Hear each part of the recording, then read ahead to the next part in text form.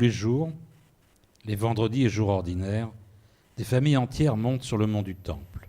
Pères, mères et enfants, vêtus de leurs habits de fête, gravissent les marches de Hulda qui conduisent à l'entrée sud du temple. Ils se purifient dans les grands bains rituels et offrent les sacrifices qu'ils ont apportés de loin. Les hommes, c'est ainsi que nous les aimions, énergiques, le cœur et le regard droit, en chemise blanche et pantalon kaki, coiffés de grandes calottes tricotées qui couvrent leur tête, tiennent leurs fils dans les bras. Leurs femmes, souriantes, pudiques et belles, les cheveux couverts de foulards de couleur, portent des jupes longues auxquelles s'accrochent leurs filles, et tous marchent avec joie vers le sanctuaire. C'est le peuple saint et propre, voulu par mon Père, qui les reçoit dans toute sa splendeur.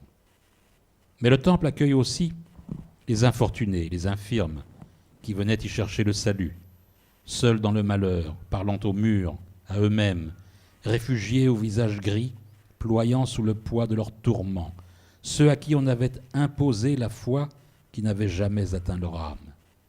La génération du désert, les victimes de la vaporisation.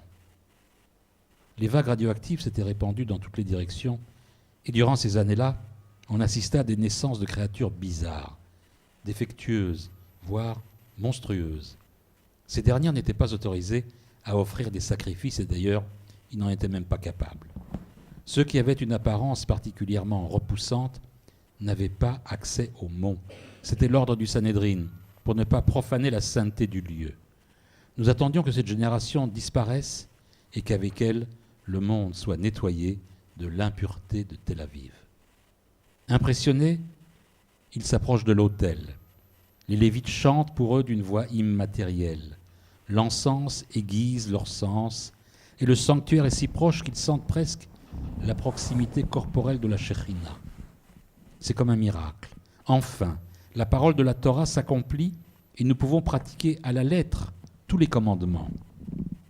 Le temple n'est pas seulement le lieu où nous honorons exclusivement Dieu, c'est aussi celui où nous honorons le simple juif, venu d'une bourgade ou d'un village lointain, peut-être frappé de malheur, et qui trouve ici espoir et beauté, le goût des choses et la splendeur. Dans un instant, il mettra toute son espérance dans un animal qu'il a traîné jusqu'ici, une bête faite de chair et de sang, de muscles, de graisse et de nerfs, qui deviendra un sacrifice pur.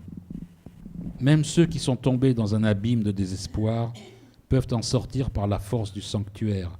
Rien n'est perdu. L'espoir est toujours intact dans ce monde ou dans celui à venir. Les yeux de tous les sages de Tel Aviv n'ont pas l'immense force spirituelle dégagée par le temple. Inutile de rappeler ce que fut la fin de ces mêmes prétendus sages.